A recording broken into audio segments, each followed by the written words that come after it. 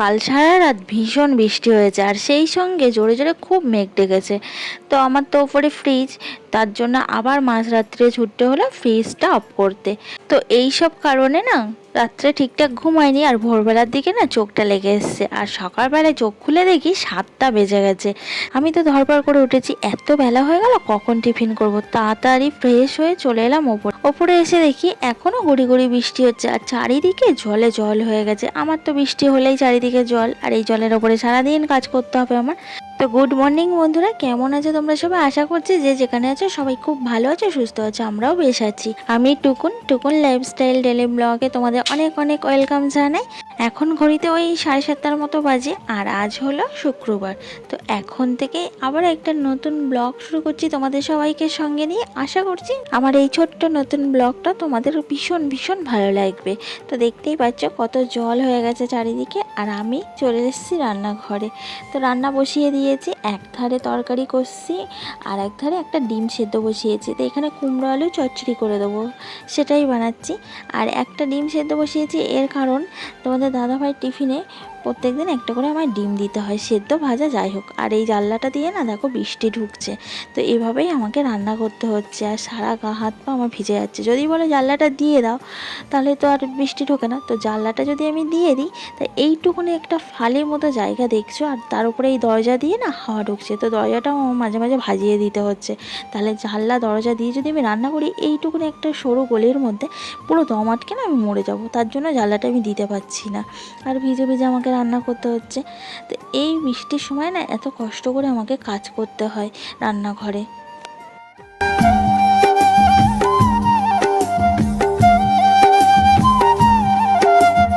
সকালে টিফিন করে দিলাম, দাদাভাই চলে গেল নিয়ে, আর আমি চলে এলাম নিচের ঘরে এসে বিছানাটা গুছিয়ে ঘরটা গুছিয়ে নিলাম।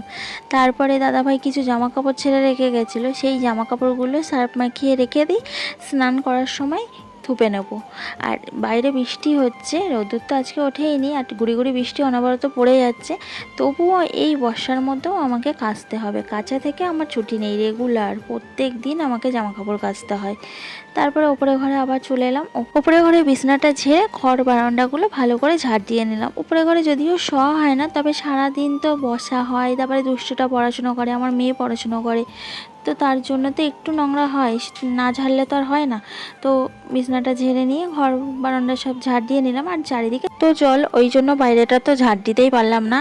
আর ঝাড় দিয়ে যে জলগুলো সরিয়ে দেবো, কারণ এখনও বৃষ্টি হচ্ছে, আর বৃষ্টি হলে আবার ঝাপটা দিয়ে আবার জল হবে, তো ঝাড় দেওয়া না দেওয়া সমান। তার জন্য এখন ঝাড় দিইনি, বৃষ্টিটা একেবারে থেমে গেলে ঝাড় দিয়ে জলগুলো সরিয়ে দেবো। তারপরে কিছু বাসন ছিল বেসিনে কিছু না, অনেকটাই বাসন জমেছিল, সেই বাসনগুলো সব এখন ধুয়ে নিচ্ছি। এই যে বাসনের ঝুড়ি দেখতে পাচ্ছ, ইচ্ছে তো এই ঝুড়িতেই এখন আমি বাসনগুলো ধুয়ে উপর করে দিচ্ছি, জলগুলো ঝরে যাবে, তারপরে ঘরে নিয়ে গিয়ে রেখে দেবো। মেয়ে হয়ে জন্ম নেওয়াটা খুব সহজ, কিন্তু মেয়ে হয়ে বেঁচে থাকাটা অনেক কঠিন। হাসতে গেলেও ভাবতে হয়, কাঁদতে গেলেও ভাবতে হয়, এই সংসারে কত কিছু সহ্য করতে হয় একটা মেয়েকে, তাই না? তো এই জায়গাটা ঠিক করা নিয়ে বাড়ির সবাইকে অনেকবার বলেছি, কেউ কানে নেয়নি, কারণ কষ্টটা আমাকেই করতে হচ্ছে, অন্য কাউকে তো করতে হচ্ছে না। তার জন্য কার কি যায় আসে বলো? তো আমাকে এইভাবে কষ্ট করেই দিন কাটাতে হয়। তারপরে জামা কাপড়গুলো কাচাকুচি করে স্নানটা সেরে এসে সিঁদুরটা পরে চুলটা এসে একেবারে ওপরে যাব, জামা কাপড়গুলো মেলবো। আর আজকে তো বাইরে মেলতে পারবো না, বৃষ্টি হচ্ছে, তার জন্য আমাকে ভিতরেই মেলতে হবে। তো ভিতরে মেললেও কী হবে, সেই তো ছিটে এসে ভিজে যায়। যদিও হাওয়া দেয় তাহলে একটু জলগুলো ঝরে যাবে, তারপর ঘরে এনে ফ্যানের তলায় দিলে শুকিয়ে যাবে। ঘরে এই রাধাকৃষ্ণের মূর্তিটা আছে বলে স্নান করে আর সন্ধ্যাবেলায় প্রত্যেকদিন একটা করে ধূপ ধরিয়ে দিই। এই মূর্তিটা আমার বিবাহবার্ষিকীতে আমার হাজব্যান্ডের বসের মানে ওয়াইফ দিয়েছিল। তারপরে চলে এলাম রান্নাঘরে। তো দুপুরে রান্না বান্নাগুলো এবার সেরে নেবো। তো আজকে ডিম রান্না করব, তার জন্য ডিমগুলো সেদ্ধ বসিয়েছি। আর আমার দুষ্টুরও ডিম খেতে ভীষণ ভালোবাসে, তাই জন্য ভাবলাম একেবারে দুবেলারই ডিমের তরকারি করে নিই। আবার রাত্রিবেলায় কি রান্না করব চিন্তা করতে করতে তো মাথা খারাপ হয়ে যায়। সকালবেলা ঘুম থেকে উঠে চোখ খুললেই চিন্তা রান্নার, যে কি রান্না করব সকালবেলা, দুপুরবেলা, রাত্রিবেলা, সারাদিনে যে কি খেতে দেবো সবাইকে, টেনশানে মাথাটা যেন খারাপ হয়ে যাওয়ার জোগাড় হয়। তো ডিমগুলো সেদ্ধ করে ছাড়িয়ে ভেজে নিলাম, আর এদিকে কড়াইতে পেঁয়াজ দিয়ে আলুগুলো একটু ভাজা ভাজা করে নিয়ে মশলাটা ভালো করে মাংসের মতো কষিয়ে রান্না করব আজকে।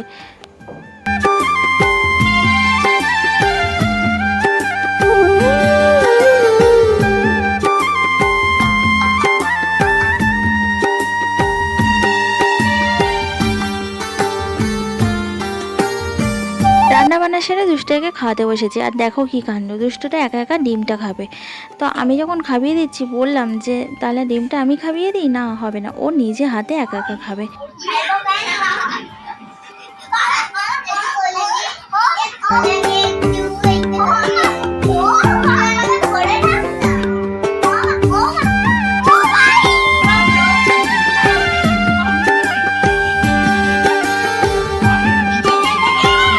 আর এই যে জায়ের মেয়ে এসেছে, তার সাথে দুষ্টুটা খেলা করছে। ওরা বাড়ি ছিল না, ওরা গেছিলো পুরী ঘুরতে। তো আজকে বাড়ি এলো, তার জন্য বাড়ি নিচে থাকে ওরা, বাড়ি এসেই আগে ওপরে এসছে ওর সাথে দেখা করতে। তো ওরা দুজনে প্রায় একই বয়সী, এই 4-5 মাসের ছোটো বড়। আমার ছেলে 4-5 মাসের ছোট, ও বড়। তো ওরা দুজনে ভীষণ মানে বন্ধুত্ব, আবার এই মারপিট ঝগড়া এমন লেগেই আছে। তো আমার জন্য পুরী থেকে এনেছে এই যে এই পার্সটা, আর এনেছে একটা মানে বললো তো চাল তোলার মানে পাত্র, মানে চাল মাপে রান্না করে না সেই পাত্র, ঘটির মতো টাইপের। এই যে, তো এটা আমার ভীষণ পছন্দ হয়েছে জিনিসটা। আমি তাই ভাবছি এটা কি করব, এটা কি চাল মাপার পাত্র নাকি এটা ঘটি মতো, তাহলে আমি শিব ঠাকুরকে স্নান করাতে পারবো। তোমরাই একটু বলো না কমেন্টস করে এটা কি করলে ভালো হবে। আমি না বুঝতে পারছি না, তোমরা যদি একটু বলো তাহলে আমার খুব উপকার হয়।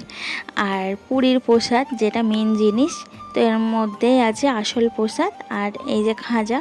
তো আমার এই খাজা খেতে ভীষণ ভালো লাগে। আমিও একবার পুরী গেছিলাম আজ থেকে 3-4 বছর আগে, তখন আমার ছেলের 6-7 মাস বয়স, তখন গেছিলাম। সত্যি খাজাগুলো খেতে ভীষণ ভালো লাগে। আর এই জামা কাপড়গুলো এনেছে আমার ছেলের আর মেয়ের জন্য, চলো তোমাদেরকে দেখাই।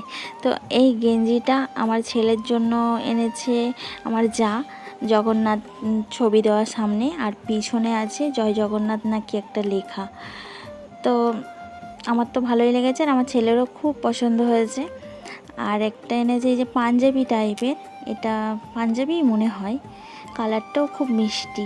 এটা এনেছে আমার জায়ের বড় মেয়ে। তো আমাদের বাড়ির সবার বড়, এই 23-24 বছর মতো বয়স। তো ও এনেছে এটা ভাইয়ের জন্য, আমার ছেলের জন্য। তো কালারটা সত্যি আমার ভীষণ পছন্দ হয়েছে। তোমরাও কিন্তু কমেন্টস করে জানিও কেমন হয়েছে আমার দুষ্টুর জামা দুটো।